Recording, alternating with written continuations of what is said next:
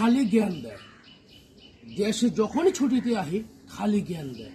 ওই কত বিদেশ করো, আয়া পণ্য দেশে দেশে আয়া ব্যবসা বাণিজ্য কর, কাজকাম কর, দেশে কত কত মানুষ থাকতেছে, এত বিদেশ করণ লাগে। তো 4-5 মাস ছুটিতে আহি, আওয়ার পরে 2-3 মাস পরে ওর কাছ থেকে হাওলার চেয়ার দেখবেন। তো 2-3 মাস পরে আমি হাওলার চেয়ে 20,000 টাকা দেন, আমি যাওয়ার পরে কাম করে দিয়ে দিব। কয় না ভাই, ব্যবসা বাণিজ্য ভালো না, হাতটা খালি, টাকা পয়সা দিতে পারবো না।